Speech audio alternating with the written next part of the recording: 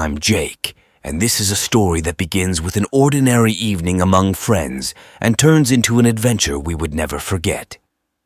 It all started with a newspaper article about a legendary bank robber named Red Sullivan.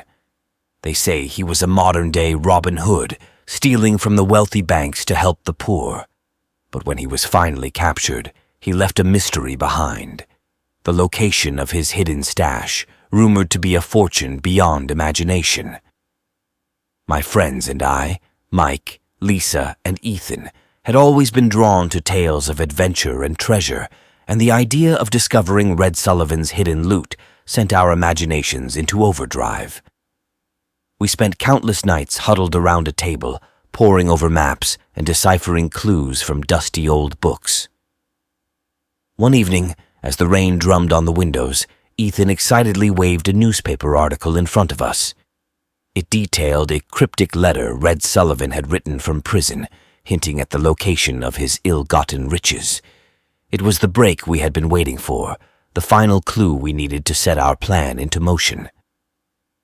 The letter spoke of a heart of the city, a place where the bustling streets met the serene waters of the river. It mentioned a guardian, someone or something that protected the treasure from unworthy hands. The more we read, the more convinced we became that the stash was hidden right under our noses. The heart of our city was a bustling district known as Riverside, with its cobblestone streets, historic buildings, and a bridge that spanned the river. It seemed like the perfect place for a treasure hunt. With the excitement of the chase coursing through our veins, we set out that very night. As we explored the Riverside district, we discovered that every clue in the letter seemed to lead us to a different landmark or an intriguing location. It was a puzzle, a game of wits, and we were determined to solve it. Our adventure took us to hidden alleyways, forgotten gardens, and even an old clock tower, each place revealing a piece of the puzzle. But the heart of the city was a bustling place, and we weren't the only ones searching for Red Sullivan's treasure. Rival treasure hunters, driven by the same fervor, lurked in the shadows. They followed us, studied our every move, and attempted to decipher the clues ahead of us. As we drew closer to our goal, tensions among our group mounted. The pressure to be the one to find the treasure first weighed heavily on us, and our once solid friendships began to fray. It seemed as though the lure of the bounty had cast a shadow over our camaraderie. One rainy evening, we stumbled upon a hidden underground chamber beneath the Riverside Bridge, just as the letter had hinted. It was an eerie place, filled with the echoes of the river's current and the secrets of the past. As we explored the chamber, we found a hidden compartment in the wall. With trembling hands, we unearthed a chest that held a wealth of gold bars, jewels, and stacks of cash.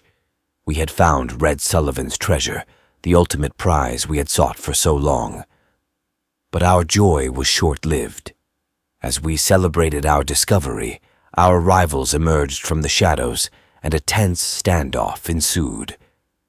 The atmosphere grew charged with anticipation, and it became clear that we were not alone in our quest. The treasure had brought us to a crossroads, a moment where we would decide what truly mattered to us.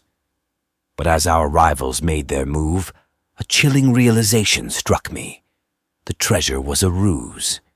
It was a clever trap set by Red Sullivan to ensnare those who sought his riches. The chest before us was filled with counterfeit bills, fake jewels, and lead bars disguised as gold. In that moment, I understood the true nature of Red Sullivan's legacy. He wasn't just a bank robber. He was a cunning strategist who had outwitted us all. He had used the promise of unimaginable wealth to set us against each other, to expose our greed and reveal the flaws in our friendship. As our rivals cursed and stormed away, we were left with the hollow realization that the treasure we had sought was nothing but an illusion. We had been duped, and our pursuit of riches had cost us not only our chance at a real treasure, but also the bonds of friendship that had once united us. Over time, we mended the fractures in our friendships and returned to the ordinary lives we had left behind. The adventure had taught us a valuable lesson, a lesson about the importance of trust, loyalty, and the true value of the friendships we had almost sacrificed in our quest for wealth. The tale of Red Sullivan's treasure became a legend in our circle of friends, a cautionary tale about the consequences of greed and the fragility of human relationships.